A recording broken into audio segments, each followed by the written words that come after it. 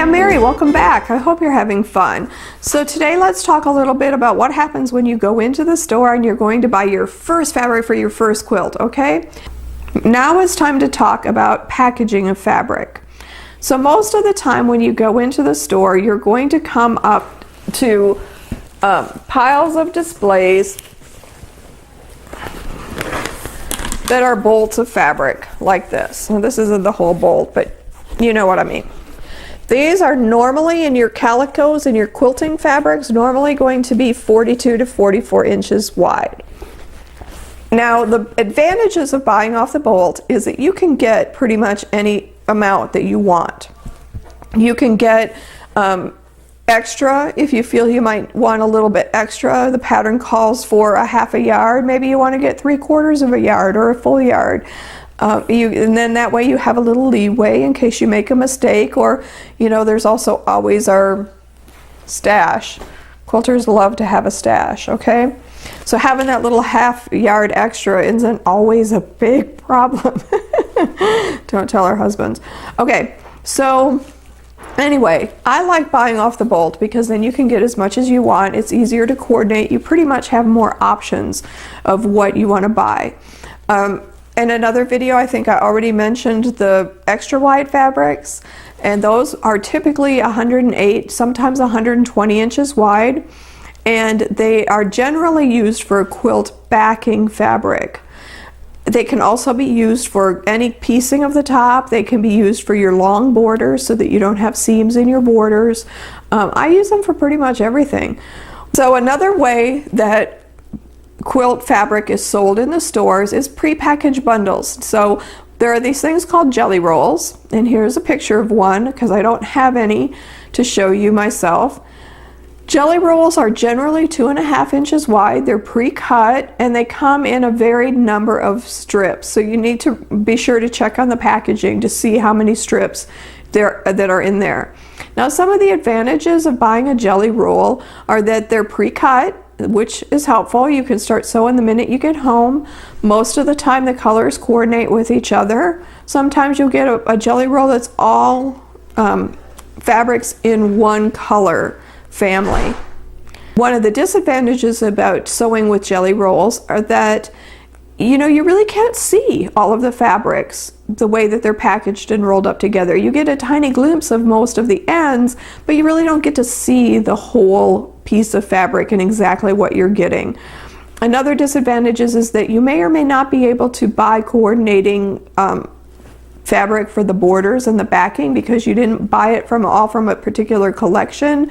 You might have a difficult time matching for borders and matching for binding and backing fabrics. Another disadvantage to buying with the jelly roll is that you think that, oh, I buy with the jelly roll, it's pre-cut and I won't need to go and buy all these rotary cutters and mats and all these different tools. Well, guess what? You still do, because regardless of how it starts out, you're still going to have to be chopping it up afterwards. So it doesn't avoid having to buy those extra tools like you think it might. Another advantage, however, is that there are lots and lots of books written specifically for jelly roll patterns.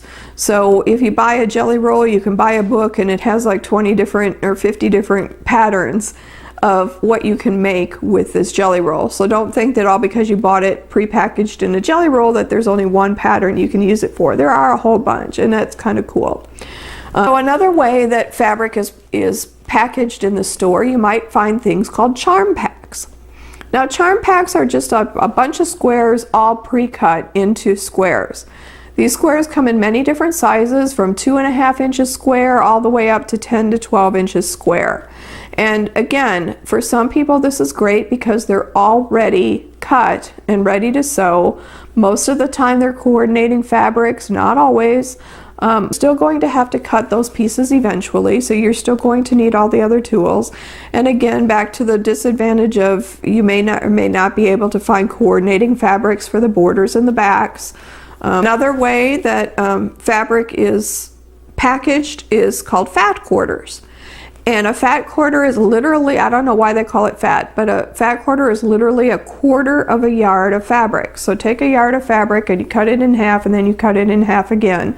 And that's how much you get. It's basically about 20 inches by 18 inches. And a lot of times those do come a little bit better coordinated. You can see the fabrics better. And again, the same disadvantages is that you can't ever find these fabrics again. A lot of times stores make fat quarters out of, you know, the remnants of, you know, the last half yard on the bolt that, you know, they can't sell any other way. So they make a fat quarter out of it and try to sell it that way. Buying fat quarters, a whole bunch of fat quarters to make a quilt is also a much more expensive way. The way that quilt fabric is packaged is in kits. So you see this picture on a box and you fall in love with the picture and you think, oh, I gotta have it. And instead of buying the pattern, you can buy the pattern and then pick out all your own fabrics, which is fine. But a lot of times they'll have the kit. And this is good, but I want you to watch out for a couple of things. Some kits just give you the yardage that you need, and then you have to cut all the pieces out, which is good, I think. And other kits they'll be pre-cut kits, so that if the pattern calls for triangles, it's already cut out into a triangle. If the pattern calls for, you know, 6-inch squares, it's already cut for you. So you just have to pick out your pieces and follow the pattern and sew it all together. Now be careful also with kits that normally your kit will include only the fabric to make the top. Sometimes it includes extra fabric to make the binding, but not always. And it rarely, if ever, a kit will include the fabric for the backing. So if you buy the quilt top and you think, ooh, this is a good deal, and then you realize you still got to buy your batting, your binding, and your backing. You know, be sure you factor that into the price of your quilt if you're on a strict budget. So another way that fabric is packaged is by getting involved in a block of the month quilt. And what they do is they just give you the fabric and they give you all the supplies to make one block each month. So it's a really great way to learn different techniques and to learn different kinds of blocks. Like you could, you know, learn 12 different kinds of blocks in a year and have 12 new skills in a year. But if you think about it, you know, for me that doesn't work. I mean, I might spend a month making a quilt top, but I'm not going to spend 12 months before I actually have something I can use. And it takes a long time, and then you've still got to put the back, you know, put it together with the back. That's not for me.